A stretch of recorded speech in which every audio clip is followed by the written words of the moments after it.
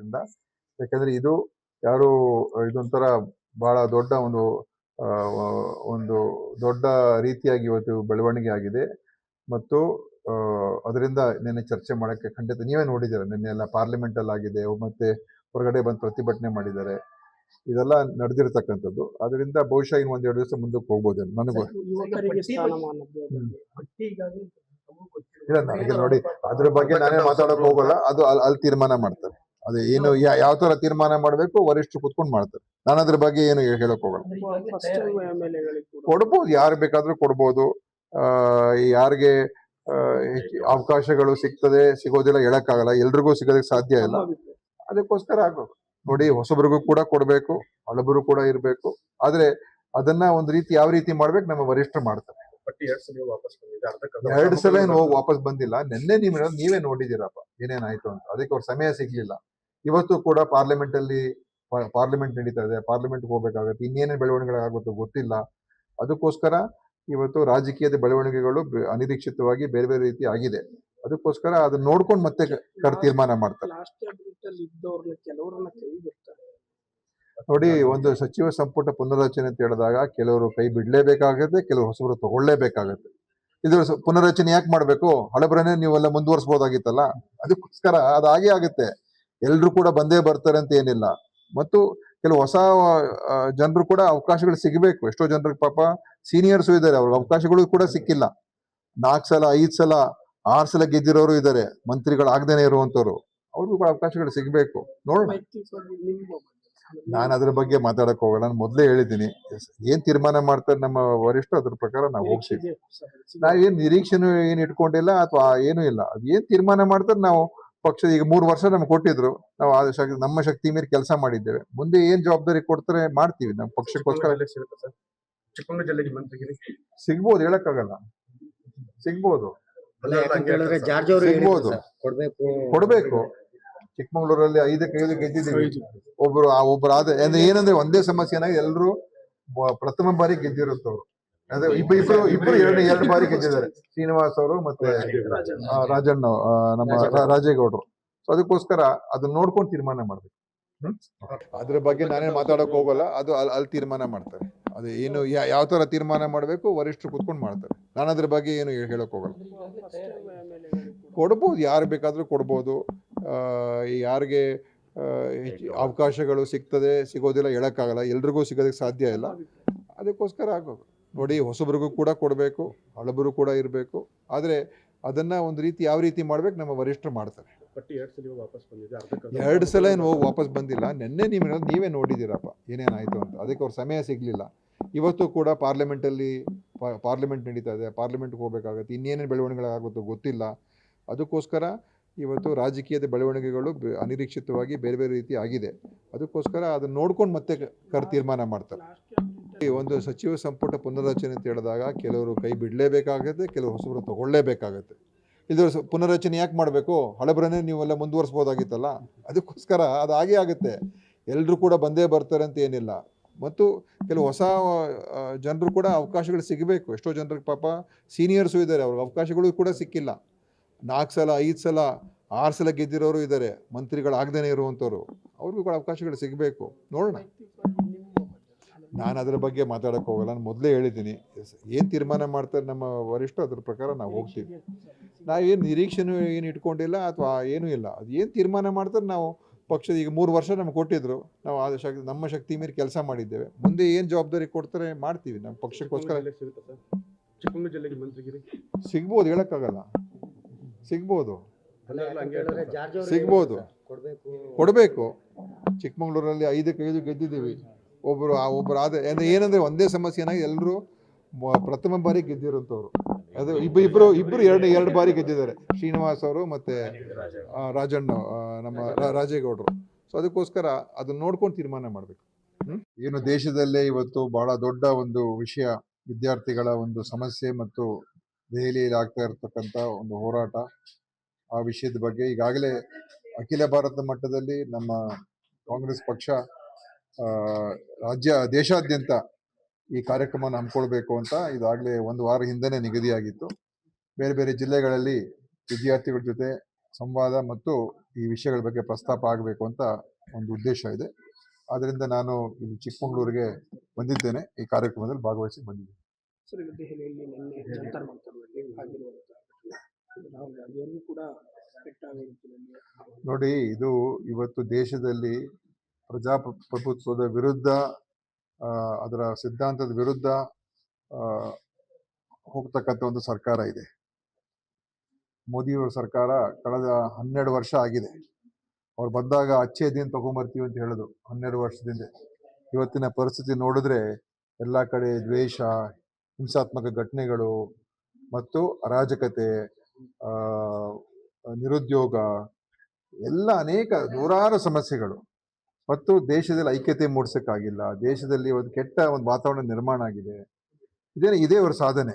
ಮತ್ತು ಎಲ್ಲ ಸಂಸ್ಥೆಗಳನ್ನು ಇವತ್ತು ತಮ್ಮ ವಶಕ್ಕೆ ತೆಗೆದುಕೊಂಡು ಸರ್ವಾಧಿಕಾರ ಧೋರಣೆ, ಚುನಾವಣಾ ಆಯೋಗ ಮತ್ತು ಎಲ್ಲ ನೀವು ಬೇರೆ ಬೇರೆ ಯಾವುದೇ ಒಂದು ಸರ್ಕಾರ ಸಂಸ್ಥೆ ತಗೊಳ್ಳಿ, ಏನು ಪರಿಸ್ಥಿತಿ ಆಗಿದೆ ಮತ್ತು ಯಾರು ಅವ್ರ ವಿರುದ್ಧ ಮಾತಾಡ್ತಾರೆ, ಅವ್ರ ಪರಿಸ್ಥಿತಿ ಏನಾಗ್ತಾ ಇದೆ, ಅವ್ರ ಮೇಲೆ ಅವ್ರಿಗೆ ತೊಂದರೆ ಕೊಡೋದು, ಕೇಸ್ ಬುಕ್ ಮಾಡೋದು, ED, IT, CBI ದುರುಪಯೋಗ ಪಡಿಸ್ಕೊಳ್ಳೋದು, ರಾಜಕೀಯ ಪಕ್ಷಗಳನ್ನು ಹೊಡಿತಾ ಇರ್ತಕ್ಕಂಥದ್ದು, ಇವ್ರ ಮುಂದೆ ಇವ್ರಿಗೆ ಯಾರು ಏನು ಪ್ರಶ್ನೆನೇ ಕೇಳಬಾರ್ದು.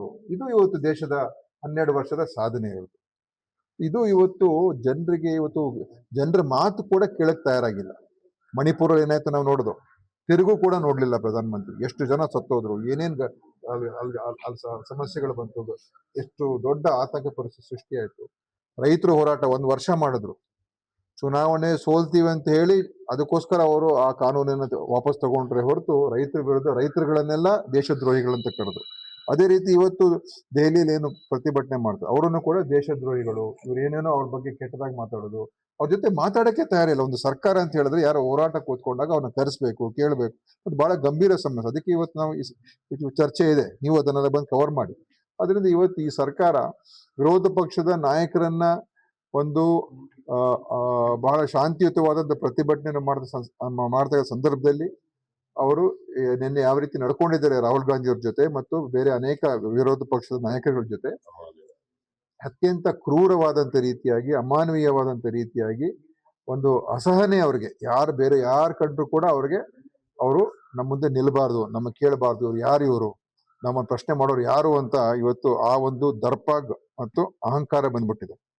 ಇವತ್ತು ದೇಶದ ಸಮಸ್ಯೆಗಳು ಅನೇಕ ಸಮಸ್ಯೆಗಳು ಇನ್ನೂ ಹೆಚ್ಚಾಗ್ತಾ ಇದೆ, ಉಲ್ಬಣ ಆಗ್ತಾ ಇದೆ.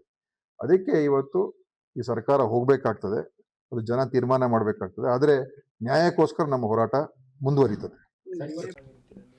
ನೋಡಿ, ಇದು ಇವತ್ತು ದೇಶದಲ್ಲಿ ಪ್ರಜಾಪ್ರಭುತ್ವದ ವಿರುದ್ಧ, ಅದರ ಸಿದ್ಧಾಂತದ ವಿರುದ್ಧ ಹೋಗ್ತಕ್ಕಂಥ ಒಂದು ಸರ್ಕಾರ ಇದೆ. ಮೋದಿಯವರ ಸರ್ಕಾರ ಕಳೆದ 12 ವರ್ಷ ಆಗಿದೆ. ಅವ್ರು ಬಂದಾಗ ಅಚ್ಚೇ ದಿನ ತಗೊಂಬರ್ತೀವಿ ಅಂತ ಹೇಳಿದ್ರು 12 ವರ್ಷದಿಂದ. ಇವತ್ತಿನ ಪರಿಸ್ಥಿತಿ ನೋಡಿದ್ರೆ ಎಲ್ಲ ಕಡೆ ದ್ವೇಷ, ಹಿಂಸಾತ್ಮಕ ಘಟನೆಗಳು ಮತ್ತು ಅರಾಜಕತೆ,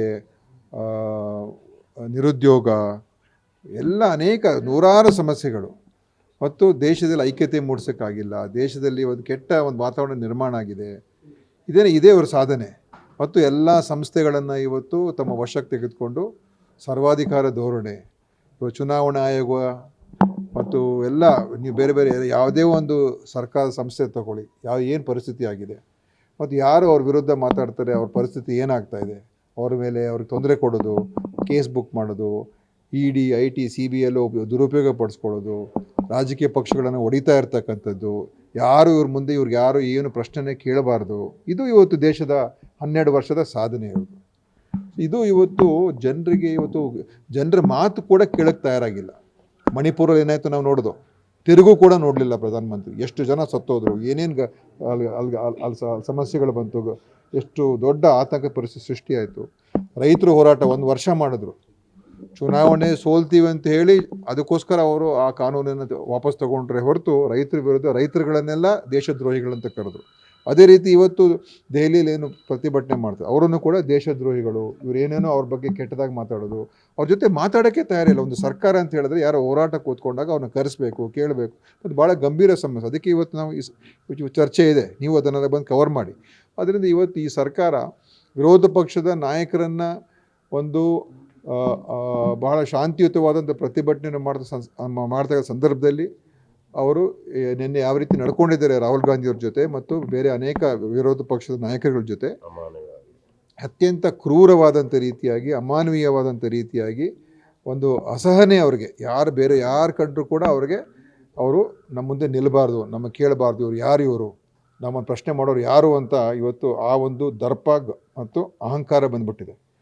ಇವತ್ತು ದೇಶದ ಸಮಸ್ಯೆಗಳು ಅನೇಕ ಸಮಸ್ಯೆಗಳು ಇನ್ನೂ ಹೆಚ್ಚಾಗ್ತಾ ಇದೆ, ಉಲ್ಬಣ ಆಗ್ತಾ ಇದೆ.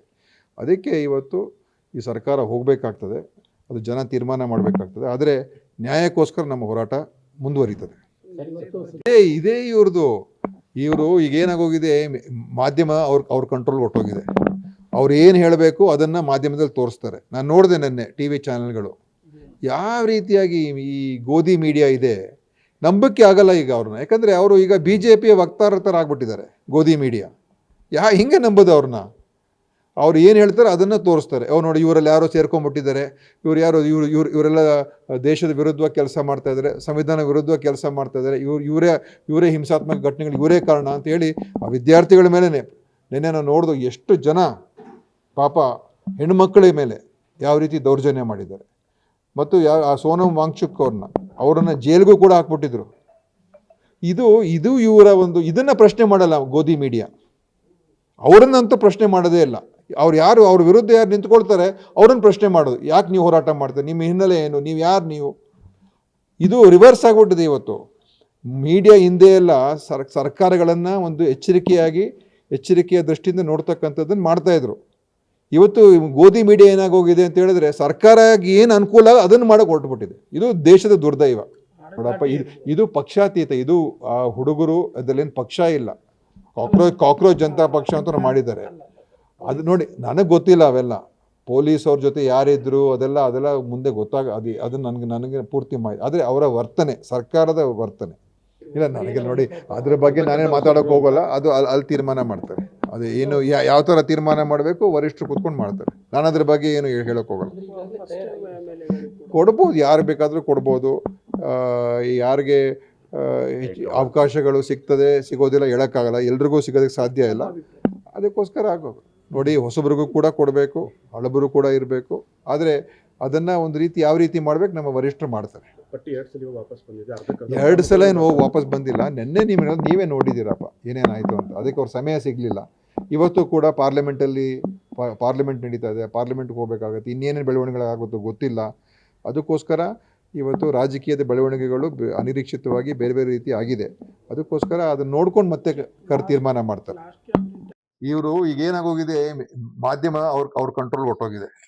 ಅವ್ರು ಏನು ಹೇಳಬೇಕು ಅದನ್ನು ಮಾಧ್ಯಮದಲ್ಲಿ ತೋರಿಸ್ತಾರೆ. ನಾನು ನೋಡಿದೆ ನೆನ್ನೆ TV ಚಾನೆಲ್ಗಳು ಯಾವ ರೀತಿಯಾಗಿ ಈ ಗೋಧಿ ಮೀಡಿಯಾ ಇದೆ, ನಂಬಕ್ಕೆ ಆಗಲ್ಲ ಈಗ ಅವ್ರನ್ನ. ಯಾಕಂದರೆ ಅವರು ಈಗ BJPಯ ವಕ್ತಾರರ ಥರ ಆಗ್ಬಿಟ್ಟಿದ್ದಾರೆ ಗೋಧಿ ಮೀಡಿಯಾ. ಹಿಂಗೆ ನಂಬೋದು ಅವ್ರನ್ನ? ಅವ್ರು ಏನು ಹೇಳ್ತಾರೆ ಅದನ್ನು ತೋರಿಸ್ತಾರೆ. ನೋಡಿ, ಇವರಲ್ಲಿ ಯಾರೋ ಸೇರ್ಕೊಂಡ್ಬಿಟ್ಟಿದ್ದಾರೆ, ಇವರೆಲ್ಲ ದೇಶದ ವಿರುದ್ಧವಾಗಿ ಕೆಲಸ ಮಾಡ್ತಾ ಇದ್ದಾರೆ, ಸಂವಿಧಾನ ವಿರುದ್ಧವಾಗಿ ಕೆಲಸ ಮಾಡ್ತಾ ಇದ್ದಾರೆ, ಇವರೇ ಹಿಂಸಾತ್ಮಕ ಘಟನೆಗಳು ಇವರೇ ಕಾರಣ ಅಂತೇಳಿ ಆ ವಿದ್ಯಾರ್ಥಿಗಳ ಮೇಲೆ ನೆನ್ನೆ ನಾವು ನೋಡಿದು ಎಷ್ಟು ಜನ ಪಾಪ ಹೆಣ್ಣುಮಕ್ಕಳ ಮೇಲೆ ಯಾವ ರೀತಿ ದೌರ್ಜನ್ಯ ಮಾಡಿದ್ದಾರೆ. ಮತ್ತು ಆ ಸೋನಮ್ ವಾಂಗ್ಚುಕ್ ಅವರನ್ನು ಜೈಲಿಗೂ ಕೂಡ ಹಾಕ್ಬಿಟ್ಟಿದ್ರು. ಇದು ಇವರ ಇದನ್ನ ಪ್ರಶ್ನೆ ಮಾಡಲ್ಲ ಗೋಧಿ ಮೀಡಿಯಾ. ಅವರನ್ನಂತೂ ಪ್ರಶ್ನೆ ಮಾಡೋದೇ ಇಲ್ಲ. ಅವ್ರ ವಿರುದ್ಧ ಯಾರು ನಿಂತ್ಕೊಳ್ತಾರೆ ಅವ್ರನ್ನ ಪ್ರಶ್ನೆ ಮಾಡೋದು. ಯಾಕೆ ನೀವು ಹೋರಾಟ ಮಾಡ್ತಾರೆ, ನಿಮ್ಮ ಹಿನ್ನೆಲೆ ಏನು, ನೀವು ಯಾರು? ಇದು ರಿವರ್ಸ್ ಆಗಿಬಿಟ್ಟಿದೆ. ಇವತ್ತು ಮೀಡಿಯಾ ಹಿಂದೆ ಎಲ್ಲ ಸರ್ಕಾರಗಳನ್ನು ಒಂದು ಎಚ್ಚರಿಕೆಯ ದೃಷ್ಟಿಯಿಂದ ನೋಡ್ತಕ್ಕಂಥದ್ದನ್ನು ಮಾಡ್ತಾಯಿದ್ರು. ಇವತ್ತು ಗೋಧಿ ಮೀಡಿಯಾ ಏನಾಗೋಗಿದೆ ಅಂತ ಹೇಳಿದ್ರೆ, ಸರ್ಕಾರ ಏನು ಅನುಕೂಲ ಅದನ್ನು ಮಾಡೋಕೆ ಹೊರಟುಬಿಟ್ಟಿದೆ. ಇದು ದೇಶದ ದುರ್ದೈವ ನೋಡಪ್ಪ. ಇದು ಪಕ್ಷಾತೀತ. ಇದು ಆ ಹುಡುಗರು ಅದರಲ್ಲೇನು ಪಕ್ಷ ಇಲ್ಲ. ಕಾಕ್ರೋಚ್ ಜನತಾ ಪಕ್ಷ ಅಂತ ಮಾಡಿದ್ದಾರೆ. ಅದು ನೋಡಿ, ನನಗೆ ಗೊತ್ತಿಲ್ಲ ಅವೆಲ್ಲ ಪೊಲೀಸ್ ಅವ್ರ ಜೊತೆ ಯಾರಿದ್ರು ಅದೆಲ್ಲ ಮುಂದೆ ಅದು ನನಗೆ ಪೂರ್ತಿ ಮಾಹಿತಿ. ಆದರೆ ಅವರ ವರ್ತನೆ, ಸರ್ಕಾರದ ಒಂದು ದರ್ಪ, ಅಹಂಕಾರ ಇದು ಎದ್ದು ಕಾಣ್ತಾ ಇದೆ ದೇಶದಲ್ಲಿ. ಇದು ಎಲ್ಲ ಕಡೆ ಇದೇ ಥರ ಅವರು ಇವತ್ತು ಚುನಾವಣೆಗಳಲ್ಲಿ ಏನು ಮಾಡ್ತಾ ಇದ್ದಾರೆ. ವೆಸ್ಟ್ ಬೆಂಗಾಲಲ್ಲಿ ಏನು ಮಾಡಿದ್ರು, ಬಿಹಾರಲ್ಲಿ ಏನು ಮಾಡಿದ್ರು, SIR ಅನ್ನ ಮಾಡಿಸ್ತಾರೆ. ಚುನಾವಣಾ ಆಯೋಗದ ಮೇಲೆ ಇವತ್ತಿನ ದಿವಸ ನಮಗೆ ನಂಬಿಕೆ ಹೊರಟೋಗಿದೆ. ಈ ಪರಿಸ್ಥಿತಿ ಬಂದರೆ ನಾಳೆ ಎಲ್ಲಿಗೆ ಹೋಗ್ಬೇಕು ನಾವು? ನ್ಯೂಸ್ ಫಸ್ಟ್, ನಿರ್ಭೀತಿಯಿಂದ ನಿಮ್ಮ ಪರವಾಗಿ.